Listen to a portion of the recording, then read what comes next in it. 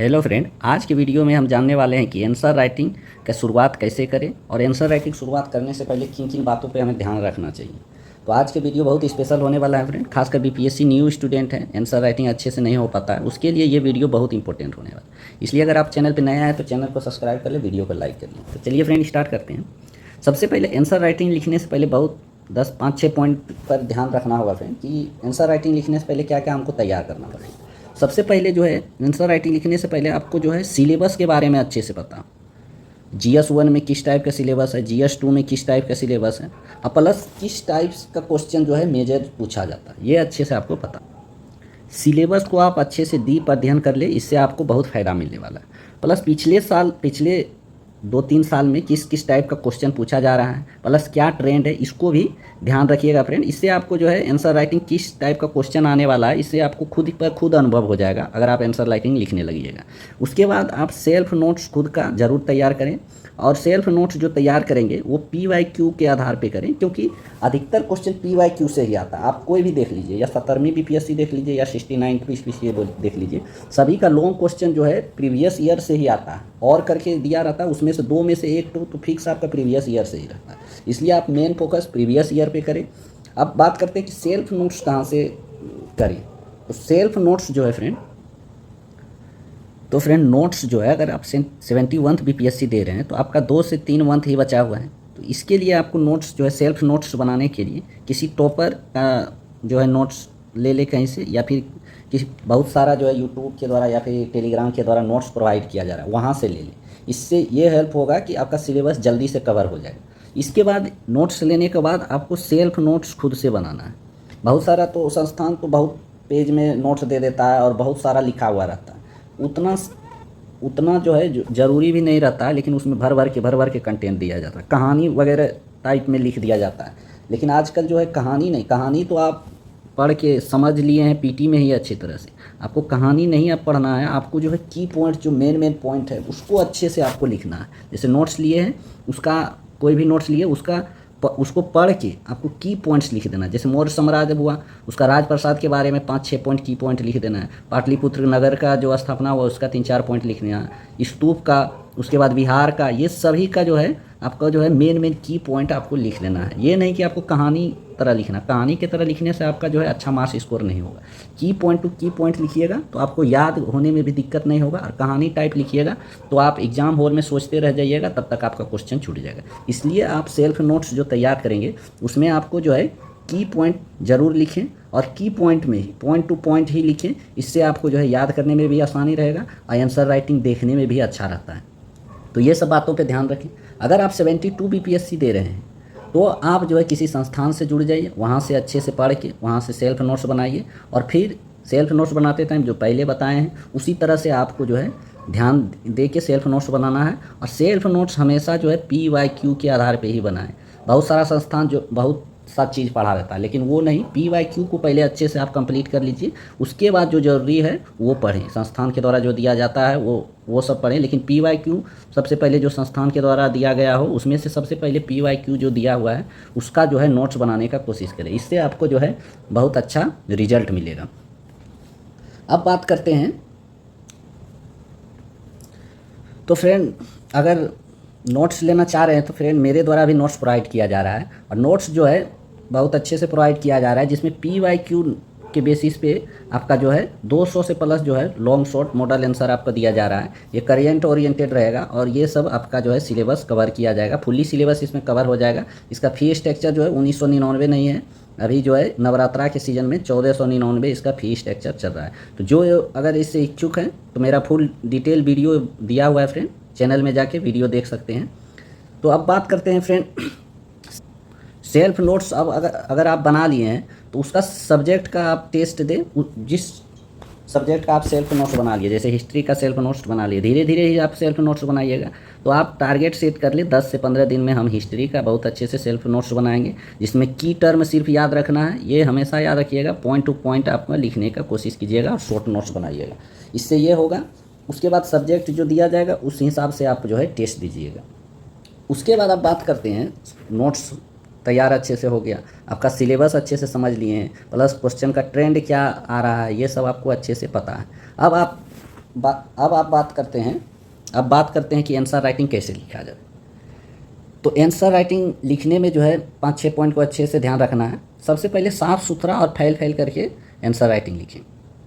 Answer writing जो है सबसे पहले ऐसे ऐसे दिया रहता है, दोनों साइड जो है आपका स्पेस रहता है छूटा हुआ, उसके बीच में ही आंसर राइटिंग लिखना है। और एक लाइन में आप 4 से 5 शब्द ही लिखिए, इतना फैल फैल लिखिए। इससे ये होगा कि आपका कम टाइम में 4 से 5 पेज आराम से भर जाएगा, और आंसर जो चेक करने वाला रहेगा वो भी खुश रहेगा कि इतना साफ़ सुथरा रहे लिखा हुआ है, पढ़ने में आपको आसानी होगा उसको, और नंबर भी अच्छा मिलेगा। अगर आप पॉइंट टू पॉइंट लिखे हैं और जो क्वेश्चन का डिमांड है वो लिखे हैं तो आपको नंबर भी अच्छा मिलने वाला है। अब बात करते हैं कि कितना भी बड़ा क्वेश्चन हो, मतलब रहता है जैसे आप पॉलिटी में देख लीजिए, क्वेश्चन का लेंथ जो है 4 से 5 लाइन का रहता है। तो उसमें कितना भी बड़ा क्वेश्चन हो उसको जो है 4 से 5 पेज में ही लिखना है। खासकर GS2 में इसमें तो टाइम बहुत कम बचता है, इसमें तो 4.5 तक ही आप ज़्यादा से ज़्यादा कोशिश कीजिए कि लिख सकते हैं, क्योंकि 15 क्वेश्चन आपको शॉर्ट क्वेश्चन भी करना है। लेकिन 17वीं BPSC में तो 16 क्वेश्चन कर दिया था शॉर्ट, तो बहुत सारा स्टूडेंट का क्वेश्चन छूटा था।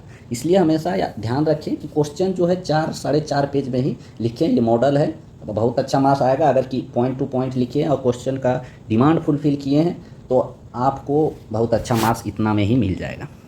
अब बात करते हैं आंसर राइटिंग। आंसर राइटिंग में जो है डायग्राम, इमेज, ये सब जो है प्रयोग जो है भर भर के करें। इससे ये होगा कि आपका जो है आंसर जो है एट्रैक्टिव देखने को मिलेगा, और जो है नंबर भी बहुत अच्छा मिलने वाला है। इसलिए डायग्राम, जैसे इस टाइप का डायग्राम, कारण अगर पूछा तो कारण लिख के इस तरह का बना दें, उसके बाद कारण लिखे, परिणाम बोल रहा है तो परिणाम इस तरह का लिख के, मतलब जो स्टाइलिश आपको लगे वैसा लिख के आपको डायग्राम बनाना है।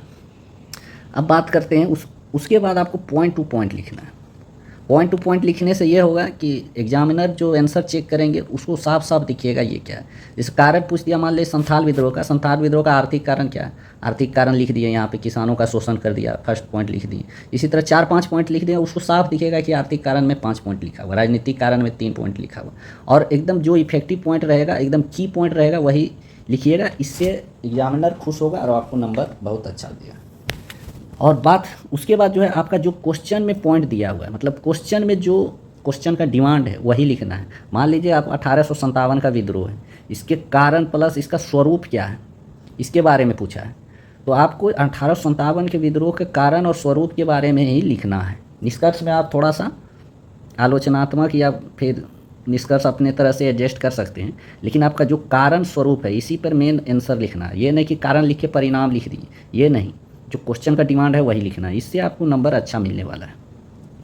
उसके बाद अगर आप 3 से 4 पार्ट में क्वेश्चन है तो उस पार्ट को लिखने से पहले हाईलाइट जरूर करें। जैसे क्वेश्चन मान लीजिए कि पॉलिटी सब में तो आपका 3 से 4 पॉइंट, जैसे साइंस टेक, इसमें भी 3 से 4 पॉइंट में क्वेश्चन बता रहता है, उसको जो पॉइंट है उसको पहले देख ले कि क्या पूछा गया है, उसके बाद आंसर राइटिंग लिखने लगे। तो जैसे मान लीजिए हिस्ट्री का ही बात करें तो हिस्ट्री का मान लीजिए आपका जो है गांधी जी का रचनात्मक बोला है ये, तो इसके बाद इसके वर्तमान प्रासंगिक के बारे में अगर पूछ लिया तो गांधी जी के रचनात्मक कार्यों का बात करें तो रचनात्मक कार्य पहले लिख लेंगे और बड़ा हेडिंग देंगे इस तरह का रचनात्मक कार्य। उसके बाद जैसे आप लिखते लिखते उसके वर्तमान प्रासंगिक क्या हो रहा है तो यहाँ पे वर्तमान प्रासंगिक लिखेंगे। उसके बाद जो है हाईलाइट इस तरह से कर देंगे। उससे होगा कि एग्जामिनर अगर आपका कॉपी चेक कर रहा है तो सीधा ध्यान उस पर जाएगा कि ये सब पॉइंट जो क्वेश्चन में दिया गया वो पॉइंट टच किया है। तो इससे ये होगा कि आपका नंबर बहुत अच्छा मिलने वाला है। उसके बाद आपको क्या करना है आंसर राइटिंग लिखने समय, कि एक ही प्रकार का क्वेश्चन अगर मान लीजिए टेस्ट दे रहे हैं, बार बार कहीं संस्थान में जाके 2-3 टेस्ट पकड़ लिए, एक ही प्रकार का आपका टेस्ट क्वेश्चन आ रहा है तो उसको लिखने का कोशिश अच्छे से करें। ये नहीं कि ये तो पहले से ही लिखे हैं इसको छोड़ दें, नहीं, उसको और अच्छे से लिखने का प्रयास करें।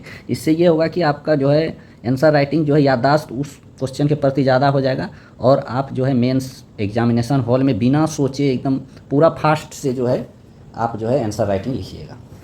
उसके बाद जो है आपको कोट्स वगैरह का बहुत ज़्यादा यूज करना है। अगर आपको पता है, जैसे मुंडा विद्रोह में एक कोट्स था, काटोंग बाबा काटोंग, साहब काटोंग काटोंग, रानी काटोंग काटोंग, इस तरह का कोट्स था। उसको यूज करने से आपको ये होगा कि आपका 1 से 2 नंबर और ज़्यादा इम्प्रूव होने वाला है। कोट्स वगैरह आप डालिएगा, इससे जो है आंसर राइटिंग और भी ज़्यादा इफेक्टिव होता है। उसके बाद क्या करना है आंसर राइटिंग में कि ज़्यादा सिलेबस कवर करने की कोशिश में ना रहें। लास्ट मंथ जो बचेगा उसमें जो आप आंसर राइटिंग या शॉर्ट नोट्स बनाए हैं उसी को पढ़ें और याद करने।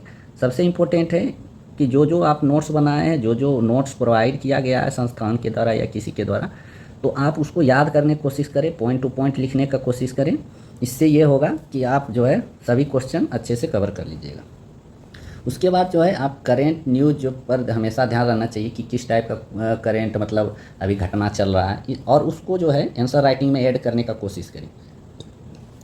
करेंट जो है ज़्यादा नहीं ऐड होता है फ्रेंड, जैसे पॉलिटी में हुआ, पॉलिटी का जैसे हाल ही में घटना तमिलनाडु में जो है राज्यपाल को जो बिल रोका गया था उसके संबंधित जो है वहाँ पे जो है सुप्रीम कोर्ट का निर्णय आया था, तो उसमें 1-2 पॉइंट ही कितना दिन सुप्रीम कोर्ट के लिए मतलब रोक सकता है कोई भी बिल को, बस वही 1 से 2 पॉइंट ही लिखना है, उसी में आपका नंबर इंप्रूव होता है। ये नहीं कि पूरा नोट्स ही करंट ओरिएंटेड हो जाता है, वो नहीं। जो आपका डायग्राम, जैसे पॉलिटी का जो डायग्राम है वो तो डायग्राम सेम टू सेम ही रहता है, लास्ट में जो है करेंट का 3 से 4 पॉइंट ऐड कर देने से वो आंसर राइटिंग और अच्छा हो जाता है बस। और करेंट का इसमें कोई रूल उतना ज़्यादा रोल नहीं है, लेकिन हाँ 3 से 4 पॉइंट ही वो बहुत 4 से 5 नंबर आपको बढ़ा सकता है।